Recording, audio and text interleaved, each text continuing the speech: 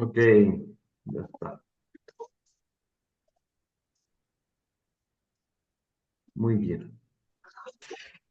Voy a empezar entonces a compartir el material que, que preparé para ustedes. Déjenme ver, que ya ven que aquí.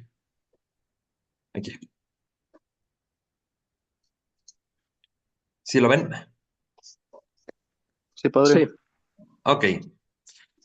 Este, este es un pequeño PowerPoint que me va a ayudar a desarrollar la presentación. El padre Chava me pidió que hoy viéramos las bases de lo de la Biblia. Vamos a ver cosas fundamentales de la Biblia. Entonces le puse así como que cómo se fue gestando la Biblia. Y así vamos a tratarlo como si fuera un pequeño bebé. Y entonces vamos a ver los nombres que se le ha puesto también a la palabra Biblia y el lugar y la fecha de nacimiento. Voy a tener este primer apartado y después dejamos un momento para las preguntas. ¿Ok?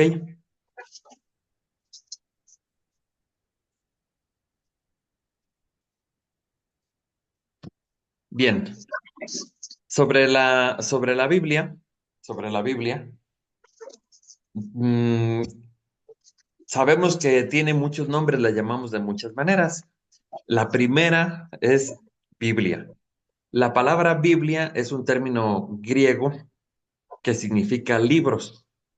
En singular, o sea, para decir libro, decimos biblion en griego, biblion, ese es libro, pero Biblia es libros. Entonces, esta palabra es la que luego nosotros pasamos al español, pero le cambiamos el acento. No decimos Biblia, sino decimos Biblia. Y entonces significa libros. De manera que cuando decimos pásame la Biblia, lo que estamos diciendo es pásame los libros, ese conjunto de libros. Entonces significa la palabra Biblia. Pero también a la Biblia le llamamos testamento, Antiguo Testamento, Nuevo Testamento.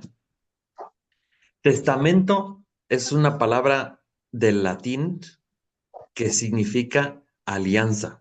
O sea, nosotros en español decimos alianza y entendemos. Mientras que los latinos decían testamentum, o sea, una alianza que yo hago con alguien. Entonces, en la Biblia le llamamos Antiguo Testamento y Nuevo Testamento porque consideramos como base dos alianzas. La alianza que se hizo en el Antiguo con Moisés y la nueva alianza que se hizo con Jesucristo.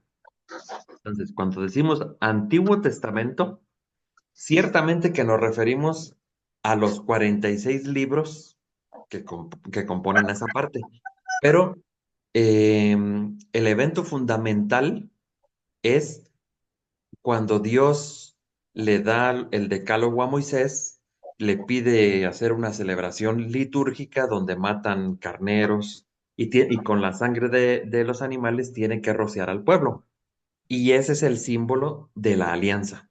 Dios se compromete a proteger y a velar a ese pueblo, pero el pueblo tiene que obedecer los mandamientos de Dios. Entonces, ese acontecimiento sella una alianza y a todos los escritos, a todos los libros que se refieren a ese momento le llamamos Antiguo Testamento, Antigua Alianza. Mientras que cuando la nueva alianza va a ser, se va a abrir el día de la última cena. En esa noche, cuando Jesús celebra la Pascua, pero instituye la Eucaristía y después va a venir su sacrificio en la cruz. Entonces, esos son los acontecimientos que dan origen a la nueva alianza. Y todos los escritos que se escriban de allí en adelante, le decimos que son parte del Nuevo Testamento, o sea, de la nueva alianza. Espero no haberlo revuelto. Si no, ahorita si hay preguntas, podemos saber, declaramos más. Y luego, también a la Biblia le llamamos Sagrada Escritura, porque son escrituras, son letras, pero como están inspiradas, como nos hablan de Dios, le llamamos sagradas. Por eso el nombre de Sagrada Escritura. Esos son como los, digamos así, como los más usuales y los más importantes. Después tenemos otros nombres para referirnos a la Biblia. Los han escuchado. Es la palabra de Dios o simplemente la escritura, nada más así, la escritura o los libros sagrados, etcétera. Así como está en el esquemita ahí, son otros nombres que utilizamos para referirnos a la Biblia. Ahora pasamos al nacimiento de la Sagrada Escritura. Al nacimiento, a ver. Voy a compartir aquí, voy a compartir otra cosita, espérenme.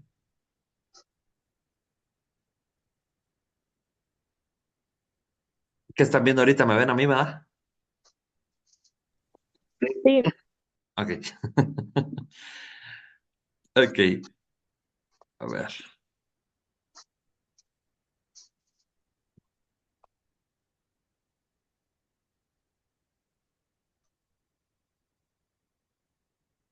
Mm, ahora tendrían que estar viendo una pizarra. ¿Sí es así? sí, sí lo vemos. Ok. Voy a utilizar esto porque para señalar cómo fue que nació la Sagrada Escritura. Lo primero es que hubo acontecimientos. Hubo unos acontecimientos. Dios crea al hombre, después se reproduce, salen los hijos, luego está el evento de Noé, después toda la historia de Abraham, etcétera, etcétera. Eh, Viene la historia de Moisés. Entonces, todos estos son acontecimientos. Y esos acontecimientos, voy a poner así, esos acontecimientos es como, esos acontecimientos se van pasando de generación en generación a través de la narración. El padre se lo cuenta al hijo, el hijo al hijo, y así sucesivamente. Entonces, esos acontecimientos se van transmitiendo por vía oral, pero con el tiempo, parte, parte de estos acontecimientos se escriben. Entonces, vamos a decirlo así, aquí estoy narrando de manera oral los acontecimientos, pero luego se me hace muy importante dejar por escrito el decálogo. El decálogo. Después se me hace como muy importante también para no perder la memoria. Vamos a narrar los inicios, cómo fue que Dios creó al hombre. Después se me hace importante que también quede por escrito el día en que Dios le habló a Abraham y que le dijo que tenía que salir de su tierra. Ok, entonces, como ven, así gráficamente, la Sagrada Escritura tiene este origen. Hay acontecimientos, esa es la materia prima, que se transmiten de manera oral, muchas cosas, ¿eh? Muchas, muchas cosas, muchos acontecimientos. Pero hay ciertos acontecimientos que se comienzan a escribir. Y al conjunto de estos es a lo que llamamos Biblia. Pongo otro ejemplo ya del Nuevo Testamento. Acontecimientos de la vida de Jesús. Pero de todo lo que dijo Jesús, yo solamente pongo por escrito su pasión. Pero también es importante algunos milagros que hizo. Pero también es importante algunas parábolas que también él narró. Y entonces a estos escritos, una vez que se ponen por escrito, le llamamos Nuevo Testamento. Mientras que a los escritos que relatan cosas de la antigua alianza, le llamamos Antiguo Testamento. Conclusión, ¿cómo es que nace la Biblia? La Biblia nace de acontecimientos que se van narrando de manera oral y algunos de esos acontecimientos se ponen por escrito. Y ahí tenemos el nacimiento, ahora sí, de la Biblia. Hasta aquí. ¿Alguna pregunta?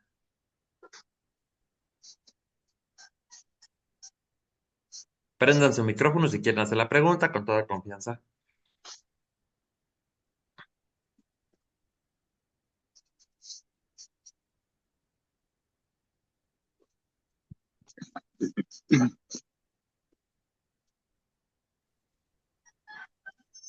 Bueno, de momento yo tengo una padre.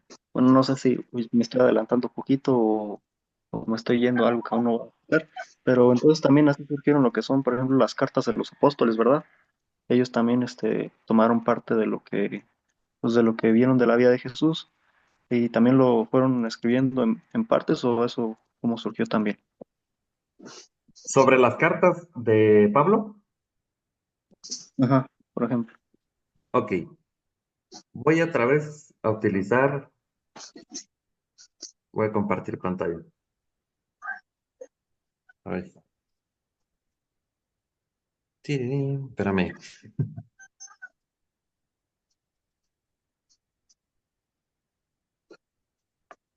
Sí, se ve, ¿verdad? Se ve el esquema. Sí. Ok, utilizo este otro color. Ya dijimos que hay acontecimientos, en este caso, por ejemplo, lo que vivió Cristo, los apóstoles, y se está transmitiendo de manera oral. Se está transmitiendo de manera oral. Entonces, ¿qué hace Pablo? Pablo, ciertos acontecimientos los escribe, pero se los escribe a los filipenses. Otros acontecimientos de Cristo los escribe, hace una carta, pero esta se la escribe a los romanos. ¿Estamos? Es la misma, es la misma cuestión. Eh, Pablo ve la necesidad ahora de escribirles a unos que se llaman los corintios. ¿Qué les escribe? Les escribe acontecimientos de la vida de Cristo. No todo lo que dijo Cristo, sino solamente algo que le sirva a esa comunidad para vivir su vida cristiana o en relación a los problemas que estaba teniendo. Entonces, Pablo sabe muchas cosas de Cristo, las está transmitiendo de manera oral, pero hay necesidad de escribir o de mandar una carta a alguna comunidad. ¿Qué es lo que va a pasar? Que estas cartas van a formar parte, junto con los evangelios, del Nuevo Testamento. ¿Más o menos? Sí, muchas gracias.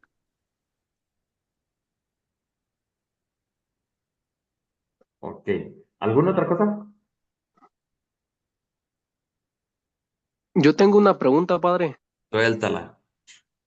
¿Quiénes fueron o cómo fue que se organizaron para ir juntando todos estos textos bíblicos y crear la Biblia? Bien. Buena pregunta. Eso lo iba a ver más adelante, se llama la parte del canon bíblico. Lo iba a ver más adelante, pero ya que aventaste la pregunta, de una vez contestamos. A ver, otra vez la pregunta, por favor. ¿Cómo fue que se organizaron para juntar todos esos textos bíblicos? Me imagino pues que tuvieron que ver cuáles sí poner y cuáles no, porque imagino que algunas personas también pudieron haber puesto algunas escrituras que no eran muy verdaderas. Exacto. ¿Cuáles textos son auténticos? ¿Cierto? Sí. Bien. Me regreso al esquema de acá. Me regreso a este esquema. Me voy a centrar en el Nuevo Testamento. Está habiendo acontecimientos, hubo acontecimientos de Cristo, los estamos diciendo de manera oral y algunos los estoy poniendo por escrito. Hasta ahí creo que vamos bien. Ujú. Ok. Ahora, esto es en el siglo primero o inicios del siglo segundo. ¿Qué es lo que va a pasar? Va a pasar que a mediados del siglo segundo, a mediados del siglo segundo, va a haber un montón de textos. montón, montón. Mira, aquí tengo el Evangelio de Mateo. Sí, pero aquí tengo el Evangelio de Tomás. Y aquí tengo el Evangelio de Santiago. Sí, pues, pero acá tengo uno que se llama La enseñanza de los 12 apóstoles. Y aquí tengo el Evangelio de Juan. Y aquí tengo el Evangelio de Lucas. Y obviamente acá tengo las cartas de Pablo. Entonces, hubo un presbítero que se llamaba Marción. Este presbítero se hizo la pregunta, a ver, entre todos estos textos que yo tengo aquí, ¿cuáles textos me conectan con Jesús? ¿Qué está Jesús? ¿Está saludando? Quizá Jesús está saludando. Ok, entonces dice Marción, ¿cuál de estos textos sí me conectan con Jesús y cuáles no? Yo tengo la pregunta, porque son un montón, ya son un montón de textos. Y entonces Marción, dice, yo creo que Pablo entendió muy bien a Jesús, así que todas las cartas de Pablo me conectan directamente con Jesús. Por lo tanto, estas son auténticas. Muy bien. Y discípulo de Pablo fue Lucas. Así que muy seguramente el evangelio que me conecta directamente con Jesús es Lucas. Así que Marción dijo, textos auténticos para conocer a Jesús son las cartas de Pablo y el evangelio de Lucas.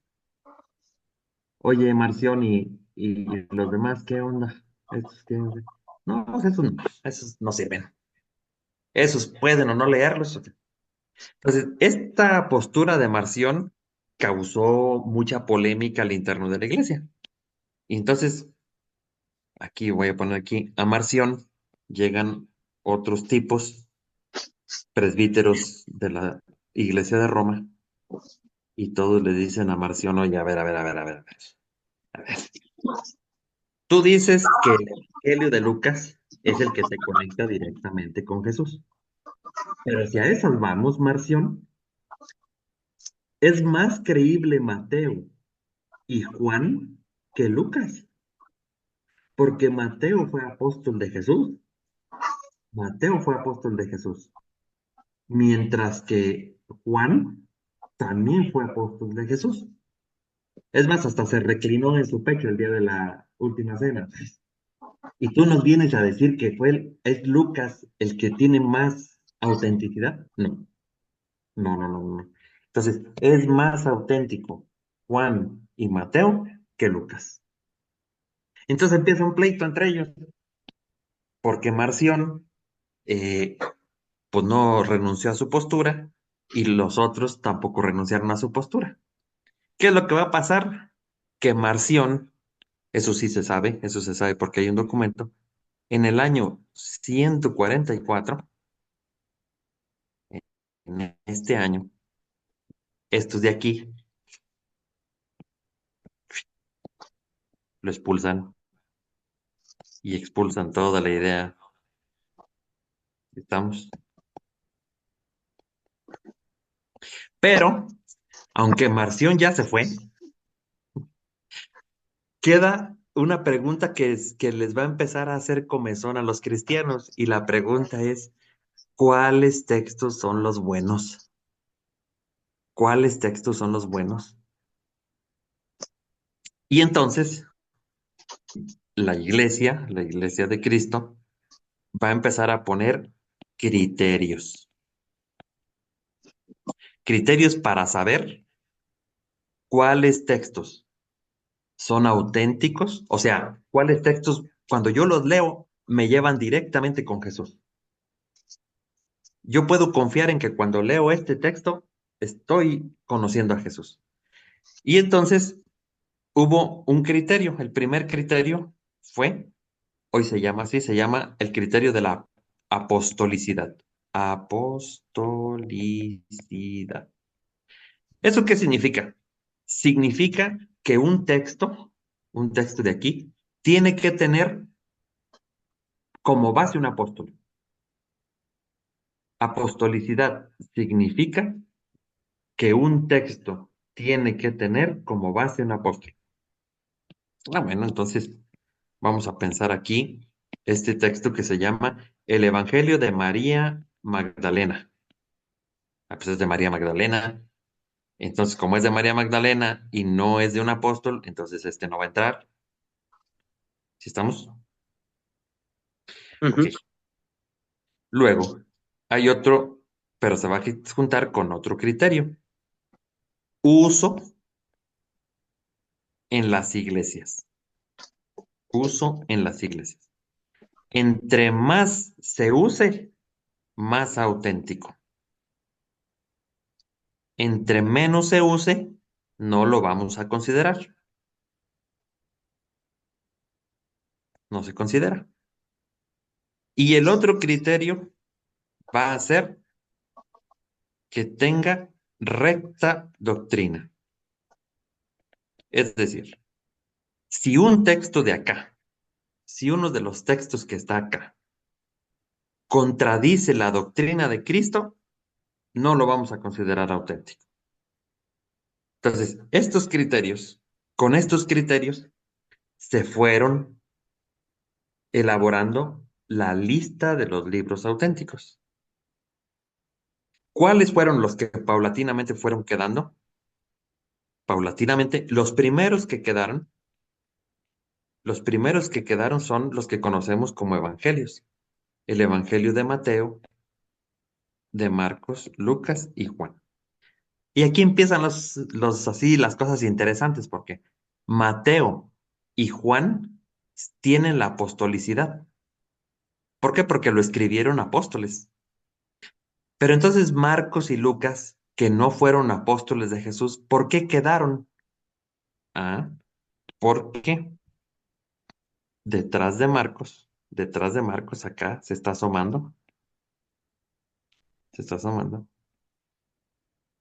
está Pedro, porque lo que predicaba Pedro lo escribió Marcos. Y detrás de Lucas, acá viéndonos, está el de la espada, que es Pablo. Entonces, aunque Lucas fue el que escribió lo que oyó de Pablo, pero lo que oyó también de los otros apóstoles. Por eso es que estos cuatro evangelios son los que se consideran auténticos, auténticos. Cuando yo leo cualquiera de estos, sé que estoy conociendo realmente a Jesús. Además, estos cuatro tienen recta doctrina. Significa que lo que está aquí es lo que Jesús dijo. Y además, estos cuatro, comparado con otros evangelios de acá, son los que más se usaban en la iglesia. Por eso son los que se admiten como auténticos. Y con el tiempo se les va a llamar canónicos. ¿Por qué se les llama canónicos? Ah, porque estos textos van a ser la regla de la fe. La regla de la fe. Ahora viene la pregunta, una pregunta que no he terminado de contestar. ¿Y quién los puso? Ah, ok. En realidad, no sabemos bien quién los puso, pero tuvo que ser los obispos de ese tiempo. A uno que sí conocemos, y lo conocemos por su nombre, se llama Ireneo. Este obispo tiene un escrito donde habla de los cuatro evangelios.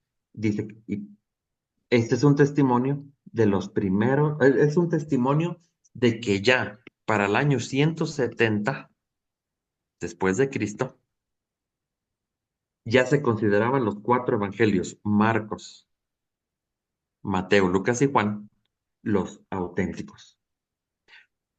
Después van a venir otros, más adelantito van a venir otros, por ejemplo, San Atanasio, pero ese ya estamos hablando del año 367 después de Cristo. Él tiene un escrito donde dice que ya antes él recibió un conjunto de textos y son tas. Ya para esta fecha, todos nuestros 27 libros del Nuevo Testamento ya ¿cómo decir? Para esta fecha ya se tiene que hay 27 escritos del Nuevo Testamento, 4 evangelios, 14 cartas de Pablo, 4 evangelios, 14 cartas de Pablo, 7 cartas de los apóstoles, un Apocalipsis y un libro histórico que llamamos Hechos de los Apóstoles. Y estos son, si no, a ver, vamos a sumarle. No va a ser. A ver, son 28, 29, 30. Perdón. Son 28, 29, 30. No, son 18, 19, 20, 27. Ahí está. Esos son nuestros libros del Nuevo Testamento. Entonces, a la pregunta, ¿quién los puso? La respuesta es los obispos a lo largo de varios años.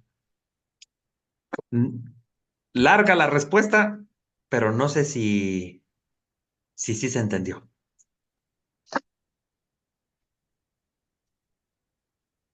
Sí, sí, pues quiere decir pues que con el tiempo, pues ahí fueron acomodándose hasta estar completa.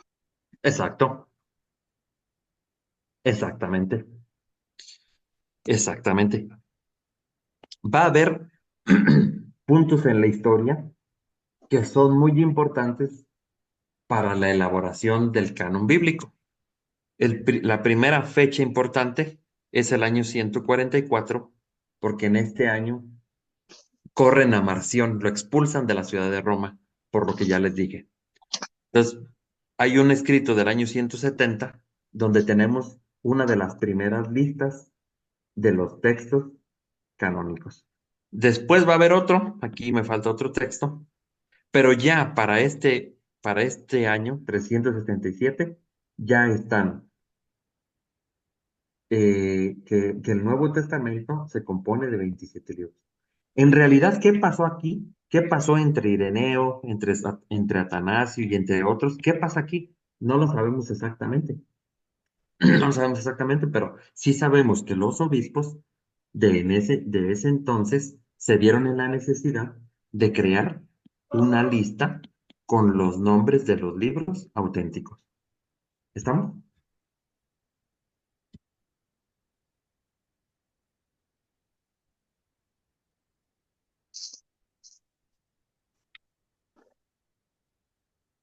Entonces, hasta ahí ya estaba hecha la Biblia, ¿no? Ya tenía el Antiguo Testamento y el Nuevo Testamento. Sí. El Antiguo Testamento ya estaba completo cuando Jesús llega a la tierra, cuando se encarna, bueno, cuando se encarna. Ujú. El Antiguo Testamento ya estaba. Aquí llega Jesús, hace su predicación, su sacrificio en la cruz, etcétera. Y entonces aquí comienza el Nuevo Testamento. Ujú.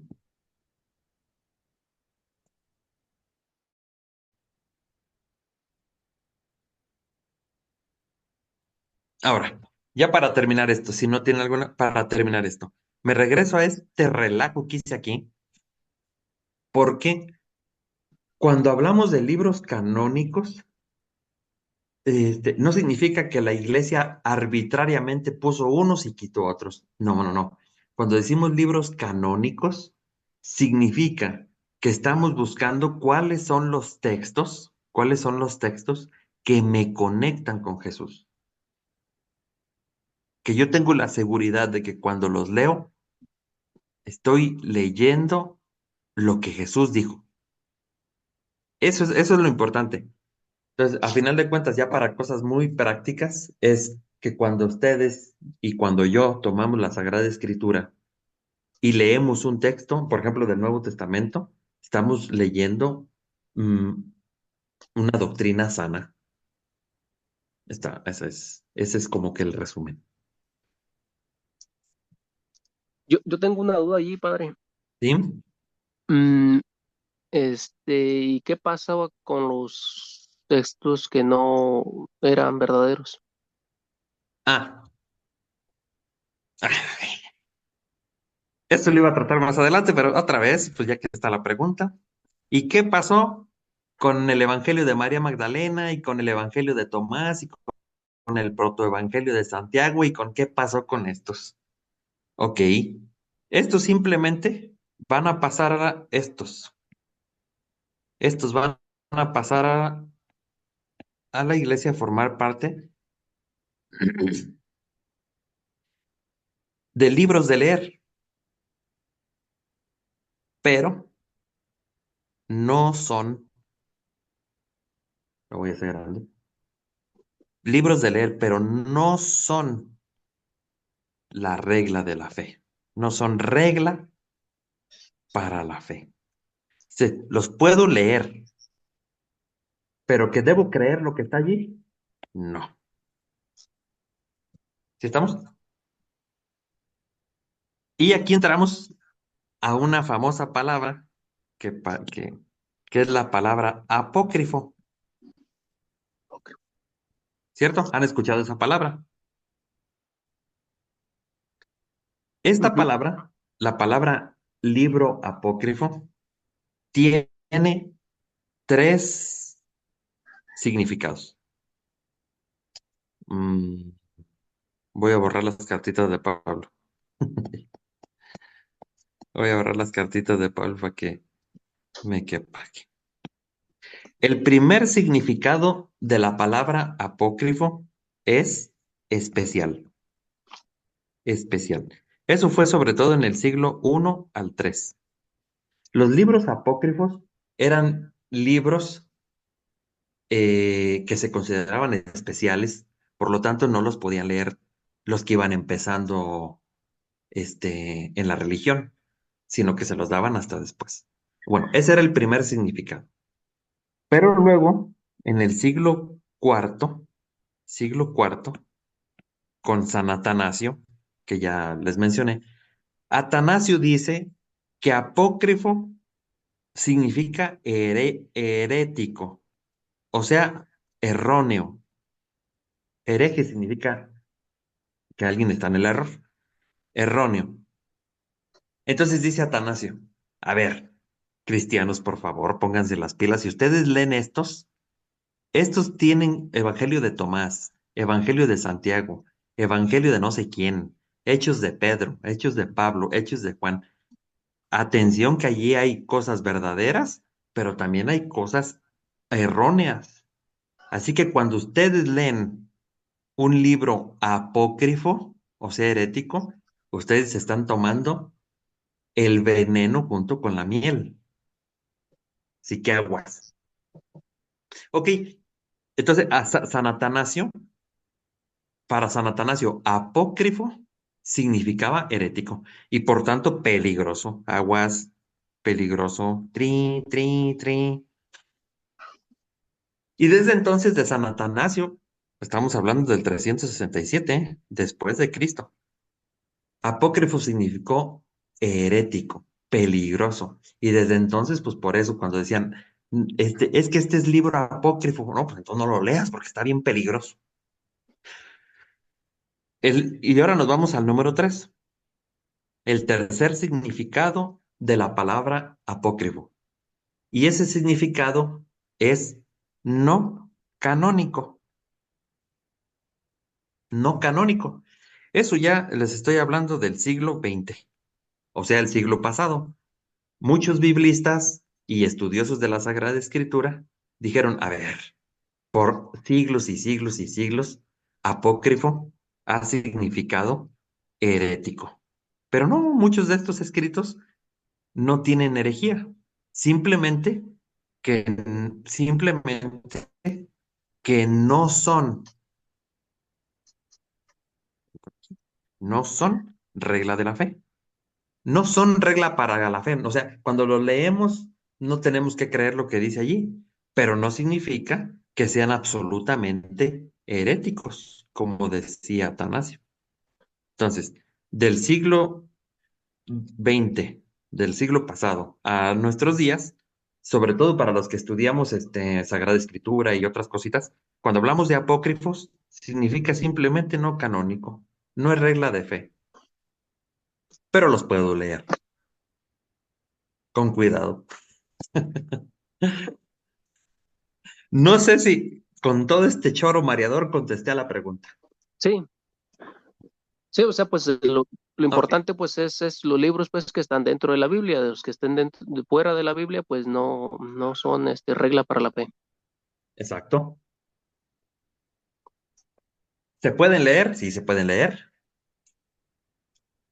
Yo le recomendaría a lo mejor leer alguno, pero primero sépanse bien los canónicos. O sea, primero es saber bien la doctrina de Cristo.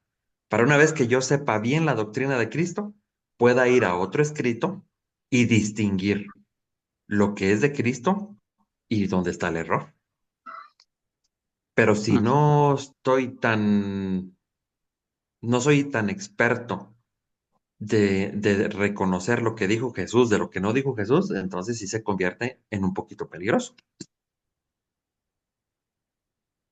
Ujú. ¿Estamos? Sí, Ok, yo creo que vamos a darnos una pausita, ¿no? Porque ya llevamos 45 minutos hablando. Entonces, vamos a tener una pausa y regresamos a las 11. ¿De acuerdo? de acuerdo. Muy bien, vamos a echar un cafecito y ahorita regresamos. De acuerdo, padre.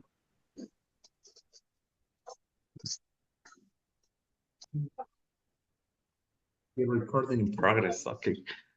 Em, digo, luego están el género literario sapiencial. Los sapienciales son los que hablan de proverbios, de dichos, de sugerencias para la vida, en relación a cualquier cosa, a la comida, a la bebida, a la relación con los padres, con los amigos, etcétera. Consejos en general. Esos son en lo que se refiere al género literario sapiencial, como de tinte filosófico, vamos a decir también así. Luego está el género literario evangelio. Se llaman así porque narran la vida de Jesús, sus palabras y sus hechos. Normalmente comienzan con el bautismo de Jesús, su predicación, los 3 años de vida pública, y terminan narrándonos la pasión de Jesús, culminando con la resurrección. Normalmente, cuando lleva ese hilo narrativo, se le llama evangelio. Eh, Aquí los canónicos, los evangelios canónicos, ya los vimos, Mateo, Marcos, Lucas y Juan, pero también hay otros evangelios. Hay libros que se llaman así, colección de escritos apócrifos, etcétera. Pero si narran la vida de Jesús, el género literario es evangelio. Después, el otro género literario es el de la carta. Una persona se dirige o a otra persona en particular o a una comunidad con un saludo, una exposición y termina con despidiéndose de las personas. Pues a ese género se le llama cartas o epístolas. Y finalmente está el género literario del Apocalipsis, que normalmente es cuando se quiere decir alguna verdad, algún suceso que está sucediendo o que va a suceder, pero a través de figuras, a través de imágenes. No se dicen los hechos directamente, sino a través de imágenes. Entonces, a este género se le llama apocalipsis, cuando utiliza muchas figuras, a veces hasta monstruosas, para decirnos ciertas verdades o situaciones. Dentro del Apocalipsis está el libro de Daniel del Antiguo Testamento y está el Apocalipsis del apóstol San Juan, que es con lo que termina la Sagrada Escritura. Ok, esa sería otra división. Aquí fue, y le puse una nota. La nota es que a los primeros 5 libros, aunque tienen su propio género literario, todo se les encapsula dentro de un grupo que solemos llamar Pentateuco. Penta significa 5 y teuco significa una caja, entonces la caja donde están los 5 libros. Bien, esas son normalmente las divisiones. ¿Puede haber otras divisiones de la Sagrada Escritura? Sí. Sobre todo cuando uno ya estudia la Sagrada Escritura de manera más especializada, te das cuenta de que al interno de estos géneros literarios hay otros géneros literarios. Entonces, pero ya son divisiones más especializadas que pues, no, aquí no tiene caso verlas. Entonces, esto sería en cuanto a la división de la Sagrada Escritura, que seguramente conocían varias cosas ya. Me paso al número 2, porque el número 2 es algo muy sencillo. Son las lenguas en que fue escrita la Sagrada Escritura. La mayoría de los escritos del Antiguo Testamento están escritos en hebreo. Y todo el Nuevo Testamento se escribió en griego. Todo. Así que esas son, digamos, las lenguas bíblicas. El arameo se utilizó solamente para algunos pocos escritos. Allí le pongo, el arameo es para algunas partes de libros de Esdras y Daniel. Entonces, no es así, es considerada una lengua bíblica, pero en realidad las dos lenguas bíblicas más grandes es el hebreo y el griego. Aquí tengo, por ejemplo, se llama, a ver, no sé si, se llama griego, no, ¿cómo se llama? Nuevo Testamento Interlineal. Este libro trae, este, trae el texto en griego, no sé si se alcanza a ver, está medio complicado. Trae el texto, no, lo voy a poner porque si no, no. Espérame, dejar de compartir.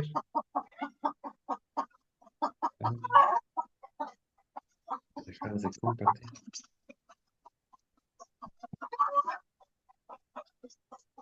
Aquí, no sé si se alcanza a ver. Ahí ya se ve, ¿verdad? Trae el texto en griego y abajito trae el texto en español, más o menos. Este libro, este libro que se llama Nuevo Testamento Interlineal, este sirve para, no quiere estudiar tantito el bendito griego y ver los textos originales. Me regreso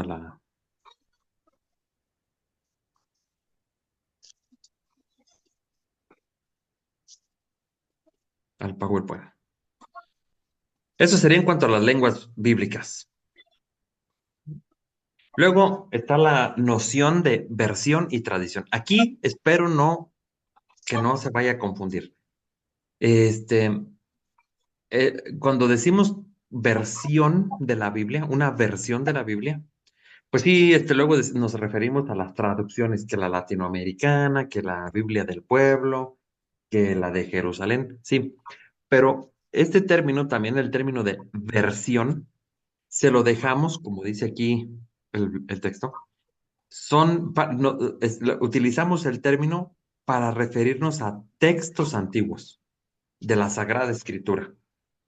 Y hay dos textos antiguos, muy conocidos, que es la versión de los 70 y la de la Vulgata. Comento un poquito de las dos.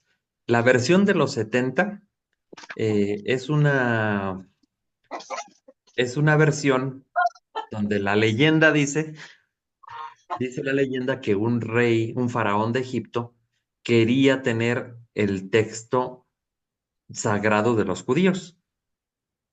Pero como él no conocía el hebreo, pero sí sabía hablar griego, entonces convoca a 70 ancianos, 70 sabios del mundo judío, para que le traduzcan el texto sagrado del hebreo, todo el Antiguo Testamento, me estoy pasando, el Antiguo Testamento se lo traduzcan del hebreo al griego, que es precisamente este, este texto griego que tengo yo aquí. ¿Estamos? Es el texto de los 70. Entonces, cuando hablamos de la versión de los 70, eh, hablamos de que es un texto del Antiguo Testamento que está en griego, porque lo tradujeron 70 ancianos, 70 sabios del hebreo al griego. Esa es la versión de los 70. Y luego está la versión que se llama la Vulgata. Esta es un texto que hizo San Jerónimo en el siglo IV, finales del siglo IV, inicios del siglo V, y San Jerónimo hizo una revisión, ya había varios textos de la Biblia en latín, pero el Papa Dámaso le encarga que haga una nueva revisión. Entonces San Jerónimo, sabiendo griego y habiendo estudiado hebreo, entonces vuelve a hacer una nueva versión en latín, basándose en un texto griego y en un texto hebreo. Y a este nuevo texto, a esta nueva versión en latín que hizo San Jerónimo, se le llama la Vulgata. Se le llama así porque la palabra vulgo, ustedes saben, vulgo significa pueblo. Entonces, Vulgata era la versión de la Sagrada Escritura para que la leyera el pueblo. Por eso se llama así. Bien, estas son en cuanto al término versiones de la Sagrada Escritura, sepan que hay dos muy famosas, la de los 70 y la Vulgata. Y luego dejamos la palabra traducción para los textos modernos de la Sagrada Escritura. Hay muchas traducciones, la de Jerusalén, la de Latinoamericana, la del pueblo, la de el padre Alonso Shekel, etcétera. Hay muchísimas. Y no solamente en español, sino pues, en otras lenguas. Ok, hasta aquí llevamos tres nociones, la de división, la de lenguas bíblicas y la de versión y traducción. Hasta aquí. ¿Alguna pregunta?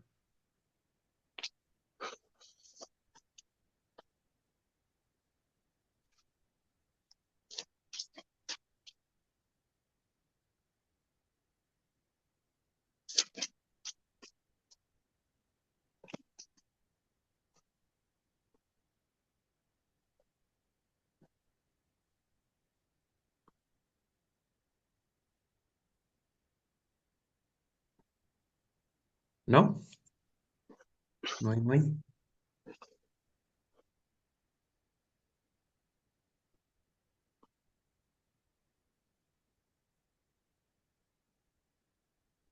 Allí entonces nada más, como en versiones y traducción, nos dice que en versión hay de las dos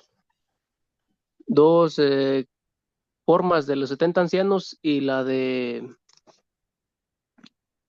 se me olvidó el nombre que lo tradujo, que sabía griego y árabe, hebreo. De San Jerónimo. San Jerónimo. Ah, pero a ver, ¿cuál es la pregunta o cuál es el comentario? Otra vez, por favor. Pues nada más que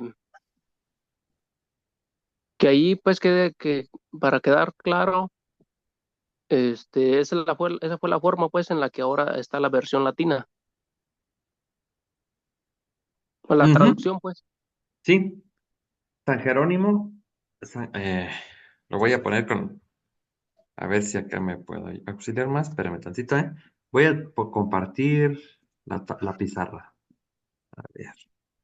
Ya ven que con dibujitos nos entendemos mejor. Ujú.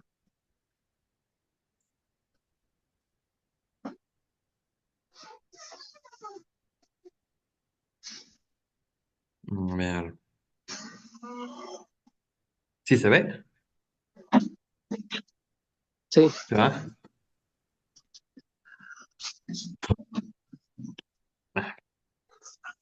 Aquí voy a hablar de versiones.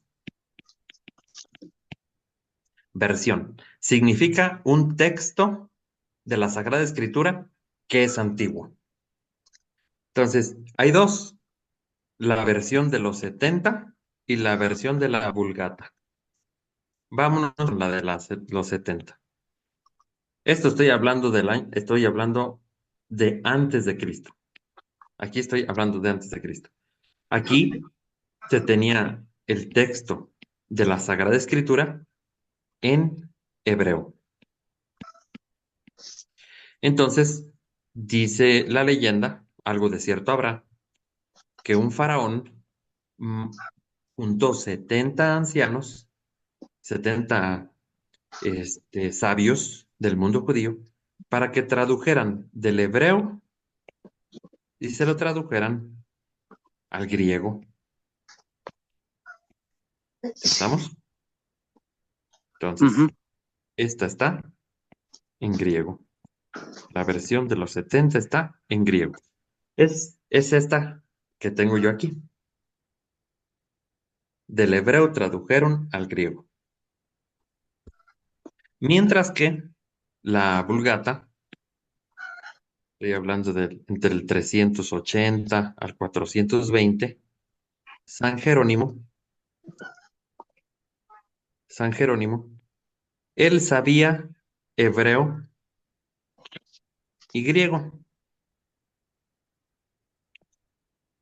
Y de estas dos hace nueva, una nueva edición de la Sagrada Escritura en latín. Digo nueva porque ya había otros textos en latín de la Sagrada Escritura, pero el Papa Damaso, Damaso, le encarga a San Jerónimo que haga una nueva revisión. Y él, sabiendo griego y hebreo, hace un nuevo texto. Y a este texto le llamamos le llamamos Vulgata, como tengo acá arriba. Le llamamos Vulgata. Le llamamos así porque está destinado a que lo lea el pueblo, o sea, el vulgo. ¿Sí queda más clarito? Ujú. Ok.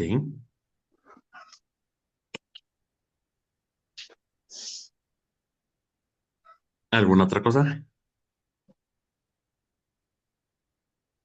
No, creo que es todo, solo pues quería que quedara más claro. Ok. Padre, Sí. bueno, me imagino que que han de haber tenido pues mucho cuidado para que pues las traducciones no cambiaran lo que sea el significado de la escritura, pues ya ve que pues tan solo, por ejemplo, si uno quiere traducir algo del inglés al español, pues siempre Ujú, como que llega a ocurrir ciertos errores pues con la traducción y se cambia pues en sí el significado de la oración, por ejemplo. Entonces ujú, yo quisiera preguntarle, ¿qué medidas o qué precauciones obtuvieron ellos para que, pues, en sí la escritura, pues, se mantuviera sin modificarse y aún así cambiándola de idioma completamente? ujú. Bueno, el primero es que los que hacían esas cosas, pues sabían, ¿no? Tenían los conocimientos, entonces tenían mucho cuidado.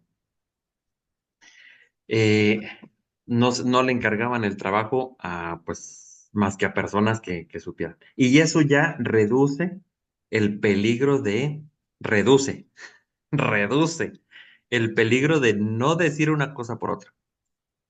Mm, sin embargo, hay otra cosa que garantiza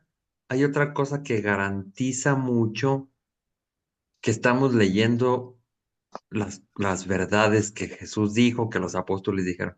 Y es que ellos consideraban estos textos, los consideraban sagrados, sagrados.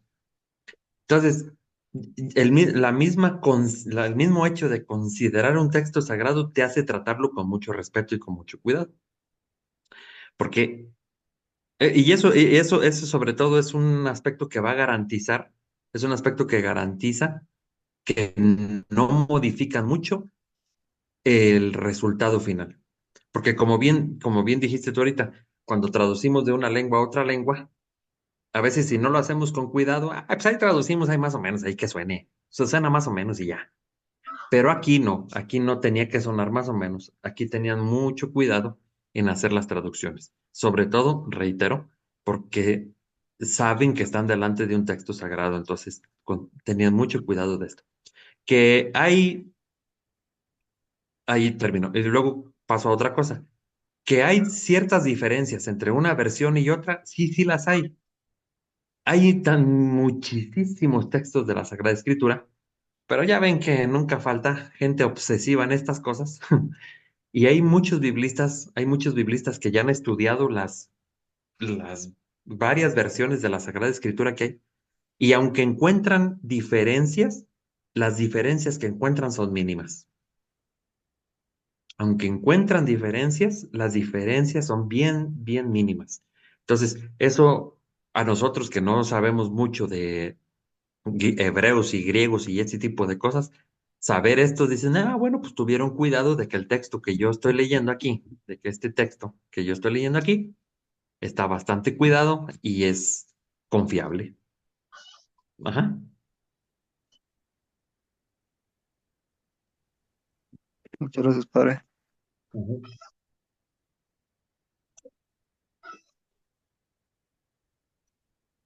¿Alguna otra?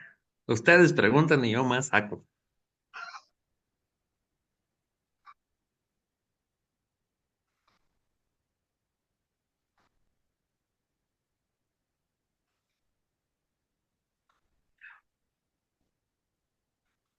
Bueno, parece que no hay más. Entonces sigo con la presentación.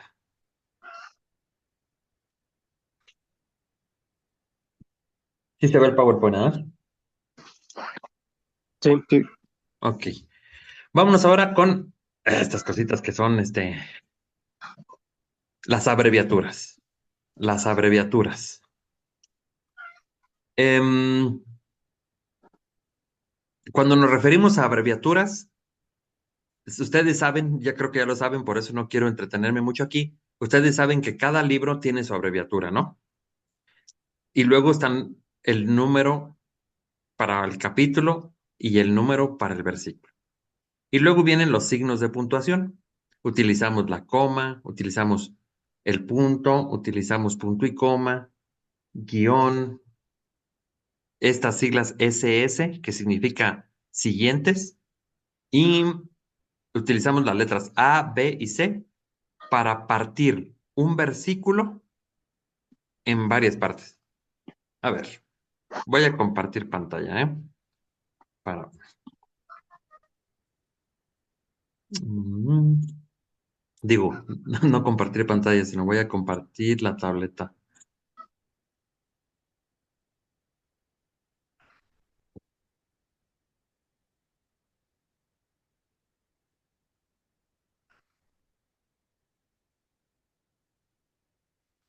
¿Se ve la pizarra, verdad? sí, sí. Ok, empecemos con el libro. Por ejemplo, esta, ¿qué significa? Mateo, Exacto. Y si yo le pongo esto, capítulo 12, versículo 13. exacto. Eso lo sabemos perfectamente. Sin embargo, yo puedo utilizar punto y coma y luego poner 15, 7, 13. Entonces, ¿qué significa esto de aquí? Significa que que la cita que viene es el mismo libro, Mateo. Pero ahora, capítulo 15, versículos del 7, y esto significa al 13, ¿cierto? Sí, Ok, hasta ahí la cosa va fácil. Ahora esto de aquí. Yo tengo Juan 6, 13.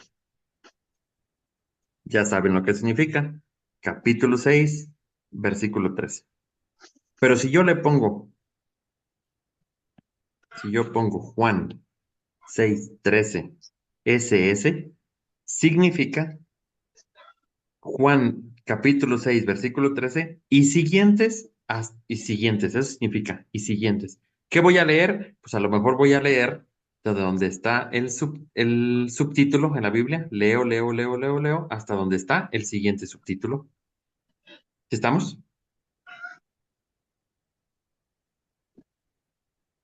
No sé si este se comprendió.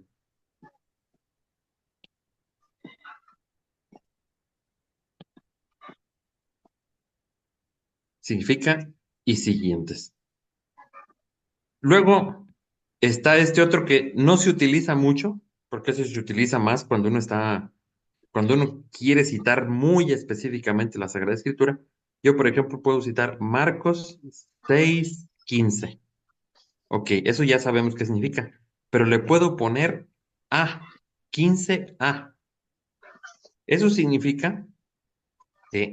significa que yo aquí tengo el versículo 15, pero este versículo es tan grande que, por ejemplo, aquí hay una coma y aquí hay otra coma. Significa que aquí está una idea. A esta primera idea le llamamos a esta idea le llamamos B y a esta idea le llamamos C. Entonces, si yo quiero nada más citar, solo citar únicamente este texto de aquí, si yo quiero citar solo el de ahí, entonces le pongo Marcos 6, versículo 15, la parte B. Es decir, solamente esta. No esto de acá, no esto de aquí, ni esto de aquí. Solamente esta partecita. Para eso utilizamos las letras. En general, cuando leemos la Sagrada Escritura o cuando estamos leyendo algo de Sagrada Escritura, en general no se utilizan mucho. Pero si les sale esto, ya saben qué significa. Es solamente al interno de un versículo se divide en partes. ¿De acuerdo? De acuerdo. Ok.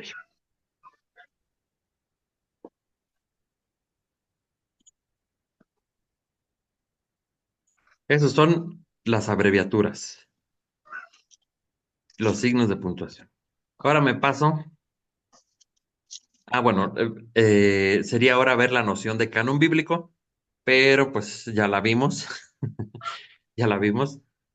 Así de manera muy general, el canon bíblico es el pronunciamiento oficial de la Iglesia de cuáles son los libros que considera regla de fe. Ya vimos toda esa cuestión.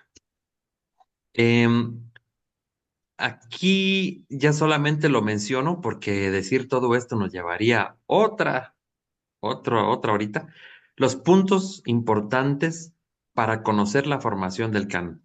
Vimos expulsión de Marción, y ahorita ya saben quién es ese señor. Bueno, ya escucharon hablar de él. Marción. Marción, les recuerdo, es el que estaba buscando cuáles libros de los que ya hay, de los que ya tiene un cristiano, cuáles me acercan directamente a Jesús. Entonces, Marción hizo eso. Después, Ireneo tiene su listita. Y luego hay otros. También les hice mención de Atanasio. Hay un de que, el número 5 que como ven ya es en el año casi 100 años, más de 100 años después, un papa que se llama Gelasio. Este papa vio la necesidad de hacer una lista de los libros canónicos y de los libros apócrifos. Entonces, una lista larga donde dice, aceptamos como canónico este y este. Y como apócrifos y que no se deben leer este. Entonces, ahí están las... miren, por ejemplo, aquí. No lo voy a tener, a ver.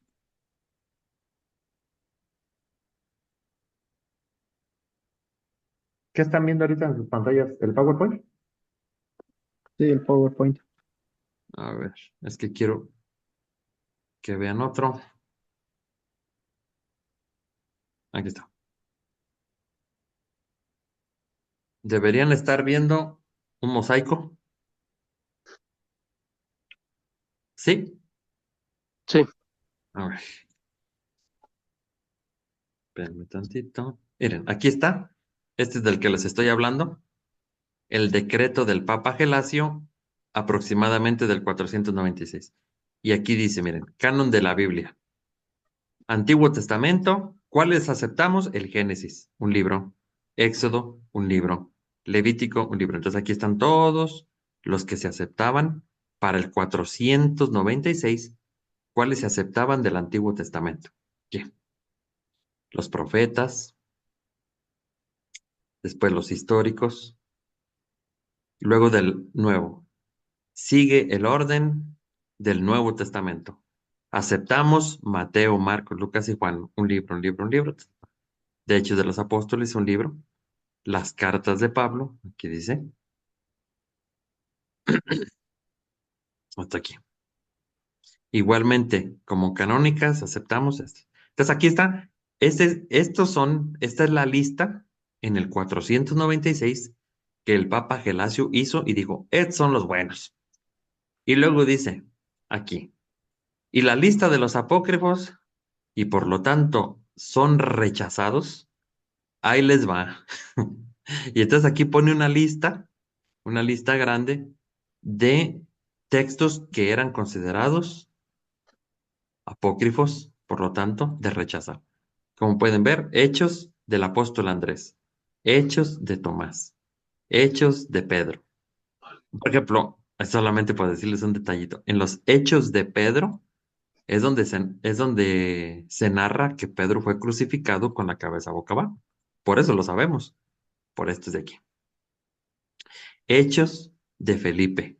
Y así, como ven, es una lista grandecita de textos que para ese momento, para el 496 después de Cristo, todos estos se consideraban apócrifos. Ahí termina. Les muestro la lista para que la vean así. El archivo, este archivo que les estoy mostrando también se los puedo mandar para que le den al menos una echadita y sepan con más profundidad de lo que estamos hablando. ¿De acuerdo?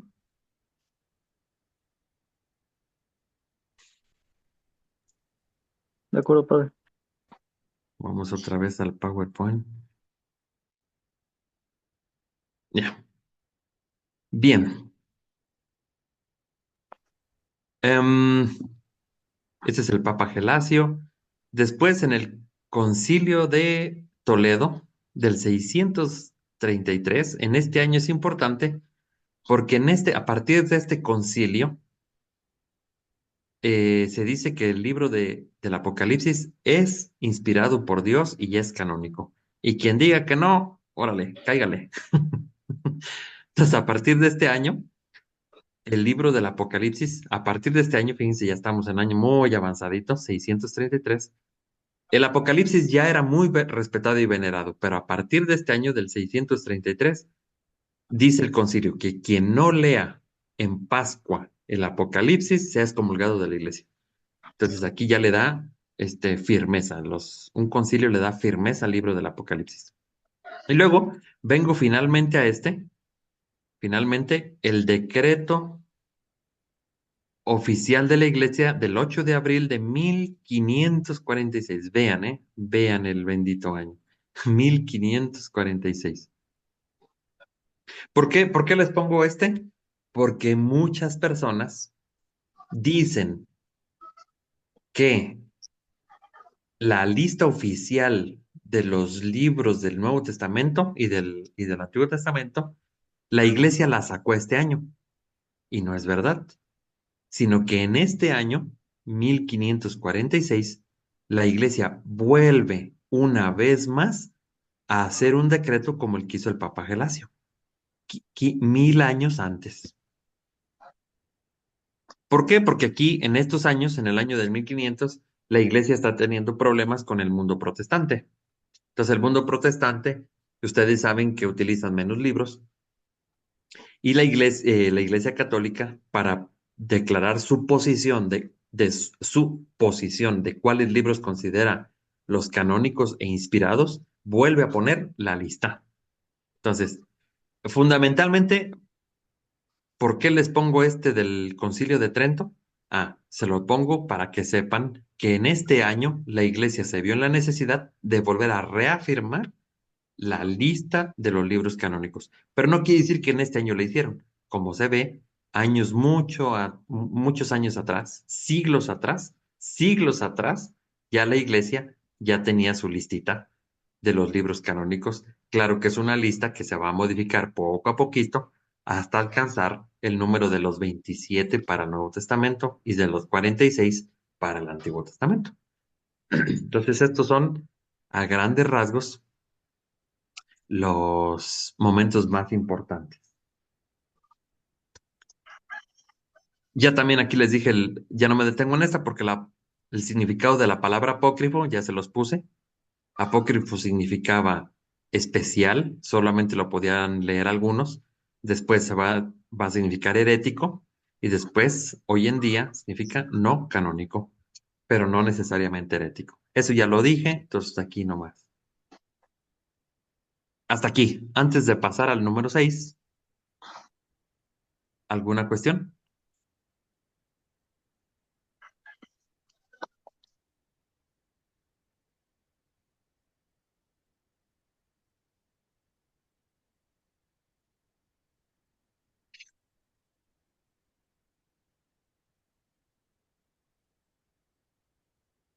No.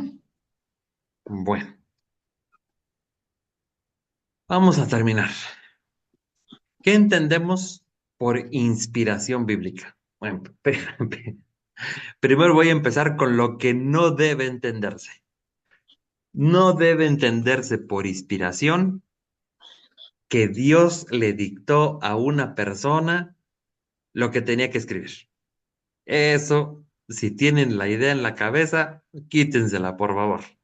No, inspiración no es que Dios le dictó a alguien lo que tenía que escribir. Inspiración es una ayuda o gracia por la que Dios mueve a un autor a escribir. Es una ayuda de Dios. Y además de ser una ayuda, es un movimiento. Dios mueve a una persona a escribir, lo estimula a escribir. Y no solamente lo estimula a escribir, lo asiste mientras está escribiendo. No que le dicte, pero sí le inspira esas palabras, esas cosas que tiene que escribir, a su modo, a su estilo. Entonces, eso es inspiración. Movió a Mateo para que escribiera, movió a Juan para que escribiera, movió a Lucas, a Marcos para que escribiera, etcétera. Entonces, eso se entiende por inspiración bíblica.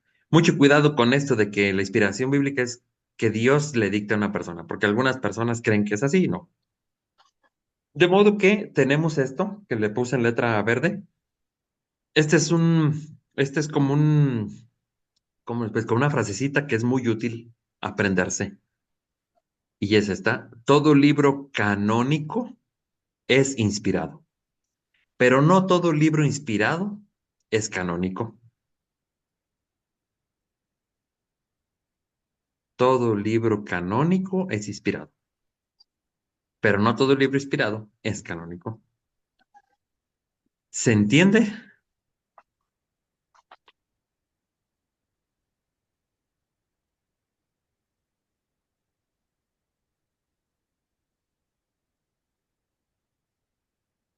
Ok. Este, ¿Sí? del libro canónico, o sea, pues quiere decir que quien escribió el libro fue inspirado por Dios, ¿verdad? ¿Canónico?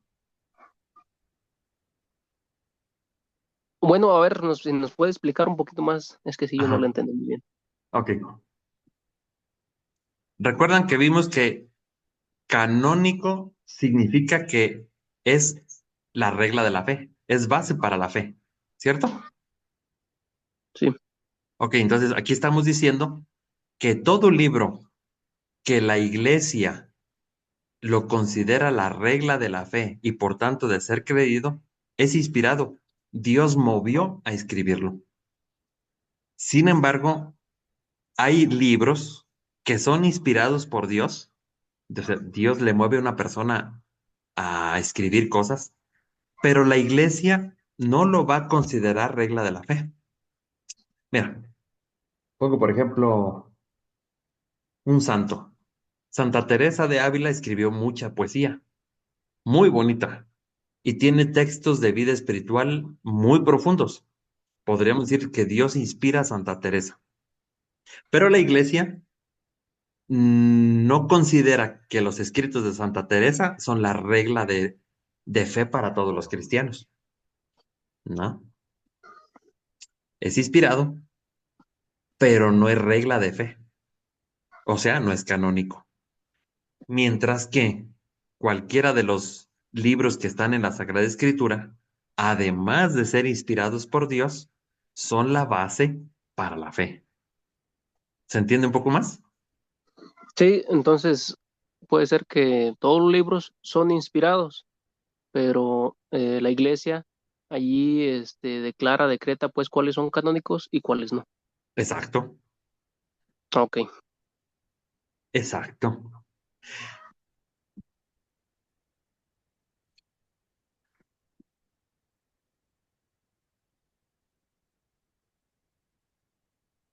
Bien, para darle de una vez matarile al tema, vamos a ver la séptima noción que es la de exégesis.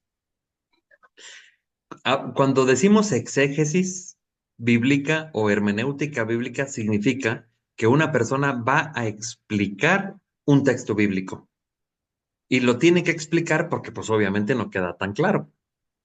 Entonces, la hermenéutica es la ciencia que nos da las reglas generales y particulares que permiten determinar el verdadero sentido de un escrito, el verdadero sentido de un escrito, su justa interpretación.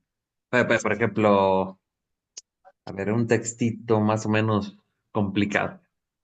Cuando Jesús dice, si tu ojo te es ocasión de pecado, sácatelo, porque más te vale entrar con un ojo en el cielo que con los dos al infierno. Si tu mano te es ocasión de pecado, córtatela. O sea, ese texto, ¿cuál es el verdadero sentido de ese texto? O sea, ¿me tengo que cortar la mano o me tengo que de veras sacar el ojo? Sí, sí es así. Eso quiere decir. Entonces, yo tengo un texto y necesito interpretarlo de manera justa, correcta. ¿Cuál es la ciencia que me ayuda a interpretar correctamente un escrito? Esta que llamamos exégesis o hermenéutica.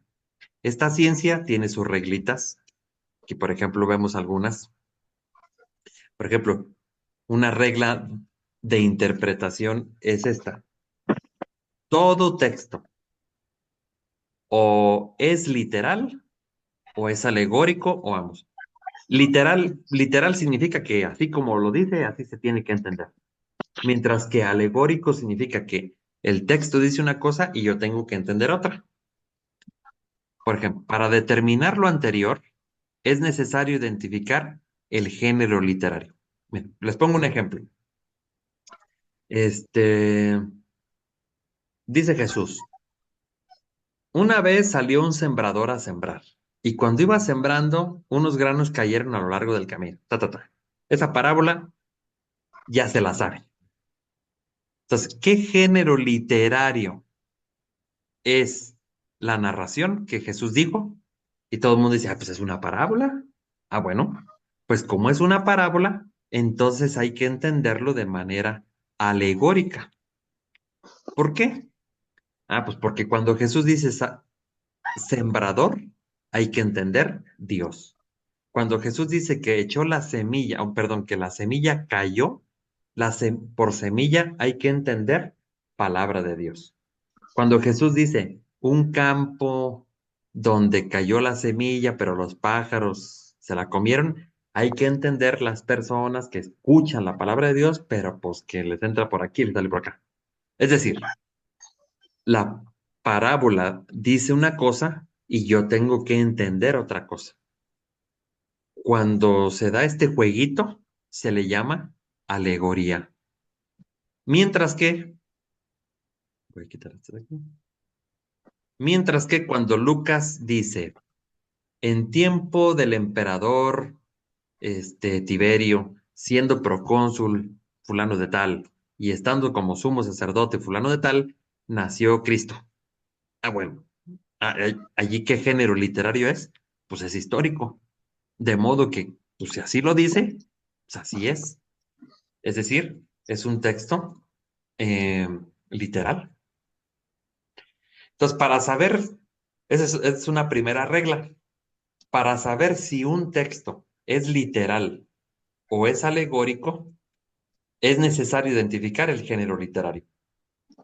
Si yo tengo delante de mí una poesía, sé que va a ser alegoría. Si sé que es un proverbio, ya sé que va a ser una alegoría. Si Jesús me cuenta una parábola, pues ya sé que va a ser alegoría. En cambio, si me está narrando hechos y personajes y nombres, pues ya casi me tengo que pensar que esto sí es literal. Ujú. Entonces, es una regla para hacer exégesis. Luego, otra regla para saber interpretar bien un texto es esta: comenzar por lo más sencillo hasta llegar a lo más complejo. Pues obvio, ¿no? Hay, hay, hay textos que son muy complicados. Bueno, entonces los dejamos aparte. Nos vamos a las cosas más sencillas, a las que pueda entender, y a partir de lo sencillo, ya puedo ir explicando cosas más complejas. Se entiende así, pero a lo mejor es algo muy obvio, pero esa es una regla. Comenzar por lo sencillo hasta llegar a lo complicado. Luego, otra regla de exégesis es conocer el contexto, como le puse aquí. Entre más se conoce el contexto del texto, más se puede entender mejor. Ahora bien, hay dos niveles de contexto. Uno es el que está inmediatamente antes y después del texto. El que está inmediatamente antes y después, por ejemplo, a ver, vamos a hacer un ejercicio, Lucas. Lo voy a poner.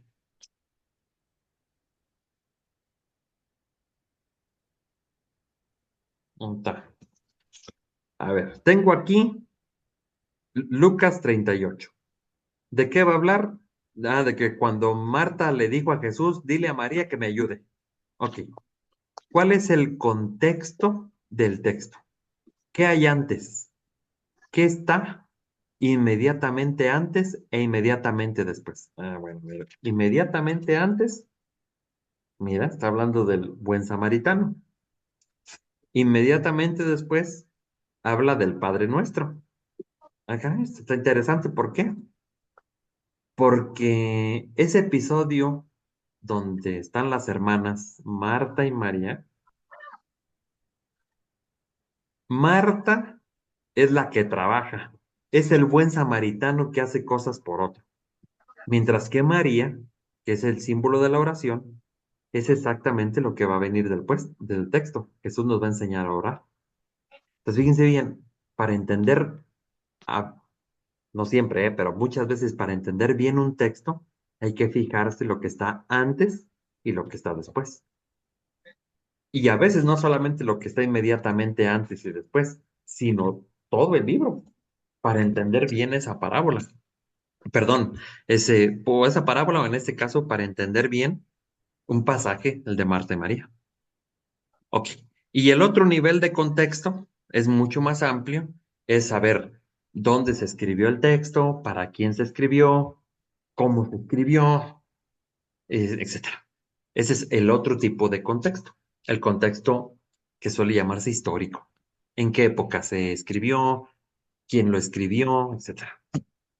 Pero este tipo de cosas nos ayudan para comprender e interpretar mejor un texto. Si no tomamos en cuenta esto, luego le podemos andar haciendo que el texto diga lo que yo quiero que diga. Bien, para terminar, ahorita si hay alguna pregunta, pero para terminar, culmino con esta frase. Hoy vimos puras cosas técnicas de la Biblia, no vimos ningún pasaje en concreto, vimos solamente lo técnico de la Biblia. Entonces, por eso termino con esta frase de aquí. Lo técnico no es la Biblia. pero sí ayuda a entender la Biblia. ¿Estamos? Entonces, con esto sería la primera parte de nuestros temas. No nos metimos a estudiar nada de la Biblia en sí, pero sí las cosas técnicas de la Biblia. Bien, Ujú. antes de terminar, no sé si hay alguna duda, alguna pregunta. Yo tengo ahí una duda Sí. en el tema que acabamos de ver. Este, ¿Exégesis? sí, o sea que Ajá. sí, sí, para uno entender pues lo que está leyendo, como en ese ejemplo que nos pudiera explicar como ese pasaje bíblico donde dice pues que si el ojo es ocasión de pecado, uno se lo arranque o cortarse uno la mano. Ajá. Allí, ¿cómo podemos nosotros leerlo y entenderlo? Ok. Paso número 1. A ver, me voy a poner aquí en las reglitas. Ujú, Esta de aquí. Lo que tú me estás preguntando es con esta regla de aquí. Yo ujú, leo ese texto y la primera pregunta para empezar a interpretarlo bien es preguntarme esto. ¿Cuál es su género literario? ¿Sí estamos? sí, Tú dices, a ver, pues es que ¿cuál género literario aquí? Pues esto es literal. Esto es literal. Entonces, si Jesús dijo, sácate el ojo, pues sácate el ojo. Espérate, porque ve que cuando Jesús está diciendo esto, está utilizando una figura retórica, una figura retórica. Jesús menciona ojo para decir alguna cosa que te está llevando a pecar. Si, por ejemplo, por ojo, piensa que es tu amigo. Allí dice Jesús, si tu ojo te es ocasión de pecado, sácatelo. Por ejemplo, si tu amigo te está llevando te está invitando a echarte unas bien elodias, a ponerte bien borracho, pues si él te está invitando a pecar, sácalo, córtalo. Entonces dices, ujú, pues sí es cierto. Entonces Jesús está utilizando la palabra ojo, pero pues no está queriendo decir el ojo, está queriendo decir alguna cosa que me lleva a mí a hacer del mal.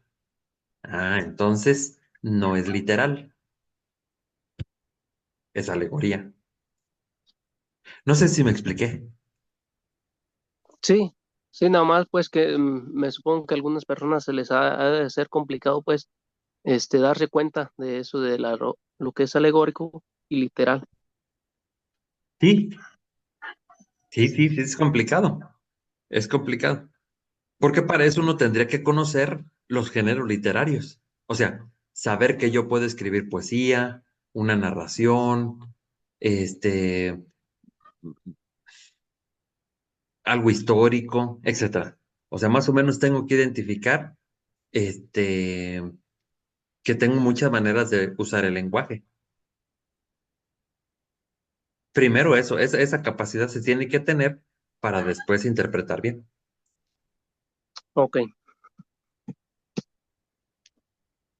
¿Bien?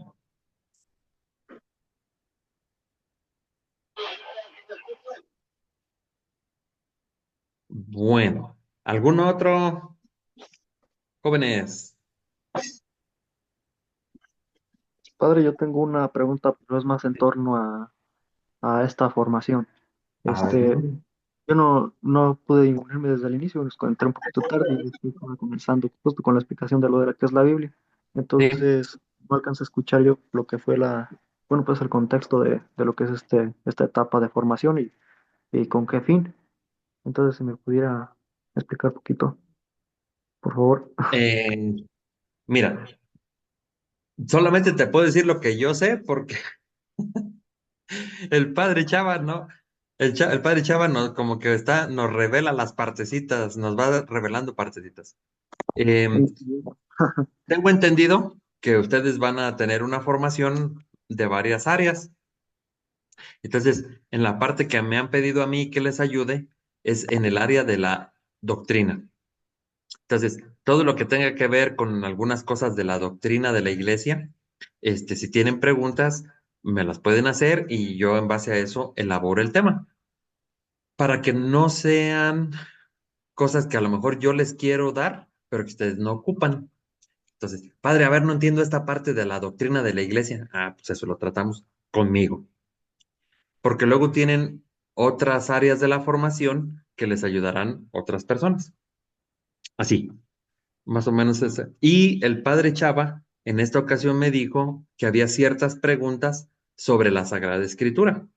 Entonces, que explicara hoy algunas nociones fundamentales de la Biblia. Entonces, eso fue lo que hicimos. Ah, muy Eh, bien. para la próxima, si ahorita, por ejemplo, en el chat, ustedes me pueden decir, oiga, padre, ¿por qué no vemos para la que sigue sobre estas cuestiones? Y ya yo preparo. Eh, pero siempre conmigo va a ser sobre algunos temas de la doctrina cristiana. ¿Sí me explico? Sí. Ujú. Y a mí me dijo que o sea, yo voy a estar con ustedes 4 fines de semana. Entonces, hoy es el primero, de hoy en 8, o sea, sería el 28, 7 y 14 de marzo. Esos serían los días que yo estaré con ustedes. Ya así como algo más específico, no sé si acabé de contestar tu pregunta, pero eso es lo que yo sé. ¿Alguna otra cosa? Pues sí, sería bueno que se la preguntaran directamente al padre Chava. Ah, muy bien. Y otra, vi que estaba grabando la presentación. ¿La va a subir? Creo que sí. Sí, está grabando. Sí, está Solamente grabando. omití una parte, pero sí, la mayoría se grabó. ¿La va a subir en bueno, por algún enlace a Google Drive Pienso que o- sí. Mira, yo ahorita aquí le voy a poner grabar y ya después veamos la manera de dejar este link o alguna cosita para que lo puedan ver. Ah, muy bien. Ujú. Ya esas eran mis preguntas. Gracias. Ok, muy bien. Entonces, no sé si hay alguna otra cosa.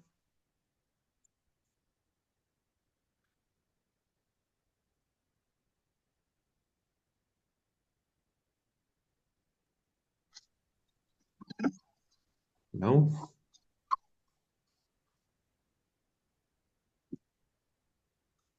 Bien. Entonces yo voy a dejar de grabar y ojalá que antes de irse, de salirse de la reunión, si en el chat pónganle algún tema que les gustaría ver o simplemente en forma de pregunta.